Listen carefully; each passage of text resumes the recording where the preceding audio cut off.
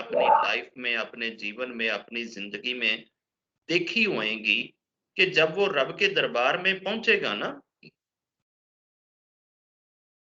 कर डेथ तक की सारी लाइफ को जब वो याद करेगा, जब उसे अपने सारे दुख, तकलीफ, कष्ट, मुसीबतें सामने खड़े हुए दिखेंगे ना, तो वो रोता चीखता हुआ रब के पास जाएगा और रब से जाकर ये बंदा सवाल करेगा, बजाय इसके कि रब बंदे से सवाल करे और रब बंदे से पूछे कि तूने बता लाइफ कैसे बिताई है, जिंदगी कैसे गुजारी है, तू क्या करता रहा है।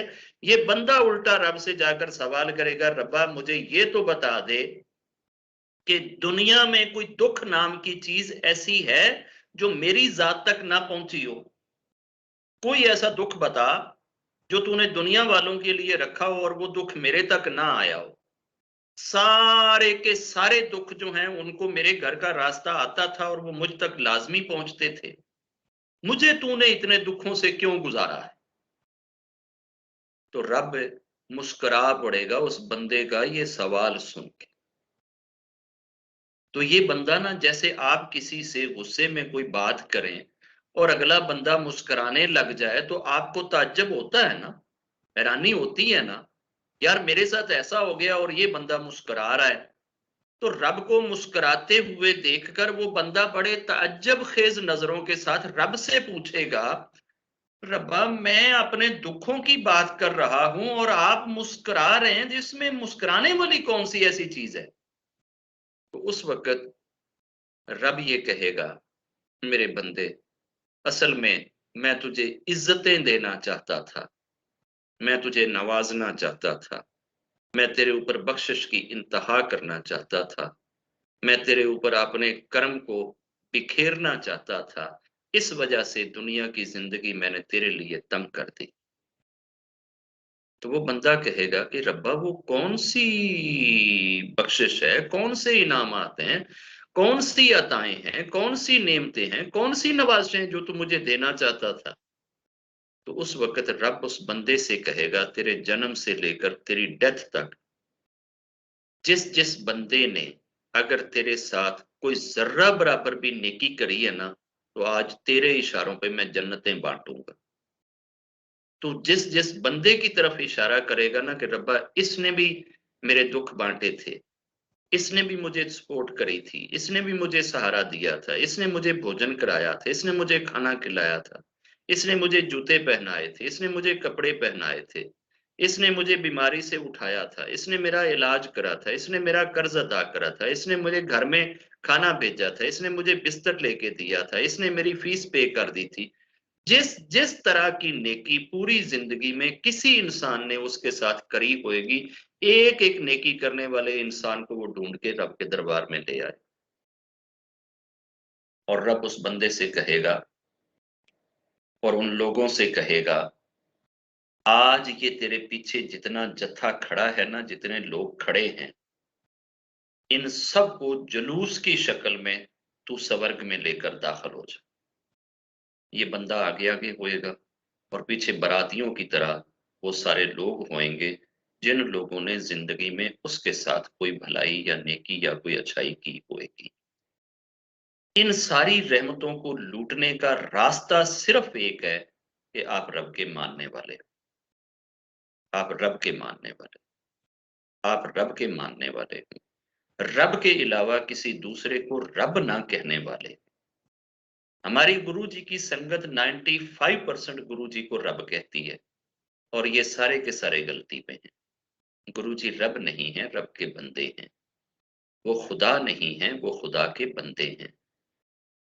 वो खुदा से, रब से मिलाने के लिए आए हैं, खुदा बनने के लिए नहीं आए। कि हमने उनको खुदा बना दिया है।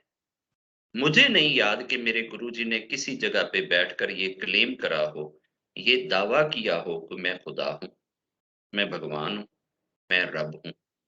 तो फिर हम उनको जानबूझ के रब क्यों बना रहे हैं, क्यों खुदा कह रहे हैं, क्यों अपने आप को नरखी बना रहे हैं, क्यों उनके लिए मुसीबतें खड़ी कर रहे हैं, उनके लिए क्यों तकलीफें खड़ी कर रहे हैं। रब से दुआ है कि रब हमें अपनी सच्ची और सुच्ची समझ नसीब करे, ताकि सच्चे रास्ते से सच्चों का हाथ पकड़ के, सच्चों का पल्ला पकड़ के उस सच्चे रब के दरबार में जाएं।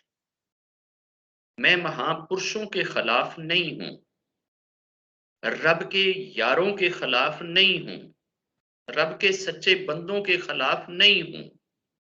मैं सच्चे बंदों को, रब के यारों को, रब के दोस्तों को रब बनाने के खिलाफ। हमारे यहाँ खामी सिर्फ यही है कि हम जिसको जरा सा रब से जुड़ा हुआ देखते हैं, फौरन उसकी गद्दी चेंज करके उसको सीधा रब ही बना देते हैं कि अब ये रब है, ये भगवान है, ये गॉड है, ये जो चाहे हमारे साथ करे, सारी चीजें अब इसके हाथ में है। सारी की सारी चीजों का मालिक रब है। ये गुरु भी हमें रब ने दिया है। रब के दरबार में रब के प्यारों को सिफारशी बनाकर जरूर ले जाएं। रब अपने यारों की सिफारिश नहीं टालता। रब के दरबार में रब के यारों को रब बना के ना ले जाएं। अगर रब बना के ले गए तो ना वो उन रब्बों को छोड़ेगा, ना पुजारियों को छोड़ेगा। बस रब ना बनाएं, रब के यार जरूर बनाएं। और मैं मोहब्बत करने में, प्यार करने में लिमिटें नहीं लगा रहा कि आप अपने गुरु से या रब के यार से कितना प्यार करें। मेरी तरफ से आप अपना पूरा बदन रब के यारों पे वार सकते हैं तो वार दें। मैं नहीं ये कह रहा कि आप रब के यार के साथ सिर्फ इतनी यारी करें, सिर्फ इतना प्यार करें, वो आपकी मर्जी है। आप अपनी आंखों की पलकों पे अगर सारी जिंदगी किसी रब के बंदे को बिठा सकते हैं तो मेरी तरफ से इजाजत है, जरूर बिठाएं। आप अपने सीने के अंदर अपने हृदय का मालिक किसी रब के यार को बना सकते हैं तो जरूर बनाएं। और रब के यारों के प्यार में खुद को आप जितना भी डुबोना चाहते हैं आप डुबोएं। बस सिर्फ इतना ख्याल रखिएगा कि रब के किसी यार को रब ना कहिएगा, रब के किसी यार को रब ना कहिएगा, रब के किसी यार को रब ना कहिएगा। जब आप रब के यारों को रब बना देते हैं तो यार भी नाराज और रब भी नाराज, और फिर दोनों एक जगह पे इकट्ठे हो जाएंगे और दोनों आपके मुखालिफ हो जाएंगे। जब रब भी आपके मुखालिफ और उसके यार भी आपके मुखालिफ, तो आप फिर अपनी जगह बना लें कि आपकी जगह फिर किधर रहेगी। मैं रब के यारों की कदर करने वाला हूं और कदर करने की टीचिंग देता हूं। मैंने आज तक राम जी के खिलाफ, कृष्ण जी के खिलाफ, ब्रह्मा जी के खिलाफ, विष्णु जी के खिलाफ, महादेव जी के खिलाफ, पार्वती जी के खिलाफ, सरस्वती जी के खिलाफ, किसी भी मैंने महापुरुष के खिलाफ कभी कोई ये कहा है कि आप इनके खिलाफ ये चीज करें?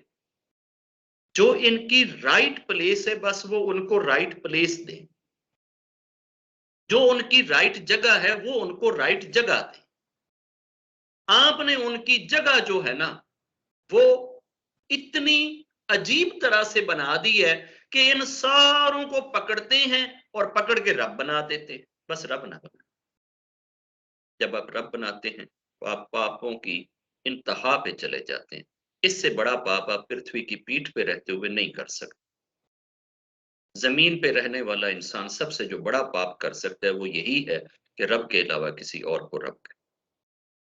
जब रब के अलावा किसी और को आप रब कह देते हैं तो फिर ये जमीन और आसमान के दरमियान में जितनी जगह है ये सारी की सारी आपके पाप से भर जाती है। इससे बड़ा पाप आप नहीं कर सकते। इस पाप से बचें, इस पाप से बचें, इस गुनाह से बचें, इस पाप से बचें, इस गुनाह से बचें, इस पाप से बचें, इस गुनाह से बचें। बाकी आप जो भी गुनाह करेंगे, क्या पता है रब की रहमत कब जोश में आ जाए और आपके सारे गुनाह किसी एक नेकी की वजह से माफ कर दे। अगर ये गुनाह ऐसा है कि अगर आपने खुदा के अलावा किसी दूसरे को खुदा बनाया तो फिर किसी नेकी के साथ आप इस पाप को नहीं धो सकते। चाहे आप ये पूरी जमीन सोने की बना के रब के नाम पे दान करते फिरें, अगर आपने रब अपनी मर्जी के बनाए हुए हैं तो ये पूरी जमीन भी बांट कर आप रब के दरबार में जाएं। आप जितनी जिंदगी में ये आपकी सांसें हैं, आप इतनी बच्चियों की शादियां करके चले जाएं। आप अपने शरीर के ऊपर जितने रोम, जितने बाल हैं, इतनों के बराबर आप लोगों को लंगर करा के चले जाएं, तब भी आप जूतों वाली मशीन में जाएंगे, तब भी आपकी बख्शिश का रास्ता को नहीं निकलेगा, क्योंकि आपने वो जो पाप करा होएगा ना रब के अलावा किसी दूसरे को रब कहने का, ये पाप नहीं धुलेगा, ये पाप नहीं धुलेगा। इस पाप से बच जाएं, इस गुनाह से बच जाएं। गुरु जी के चरणों में जरूर जाएं, गुरु जी के दरबार में जरूर जाएं, गुरु जी के आश्रम में जरूर जाएं, मगर गुरु जी के आश्रम में जाकर गुरु जी से भी विनती करें और रब से भी यही बात कहें, रब्बा ये तेरा प्यारा था, एक नेक इंसान था, तुझे पसंद था, तेरे दरबार में इसको सिफारशी बना के लाते हैं, इसके सदके से हमारी अर्जियों को सुन। अगर गुरु जी को भी डायरेक्ट आपने मुखातब करना है तो यही कहना है, गुरु जी अपने रब से हमारे हक में दुआ कीजिए। आपका रब आपसे प्यार करता है, आपकी सुनता है, आपकी मानता है।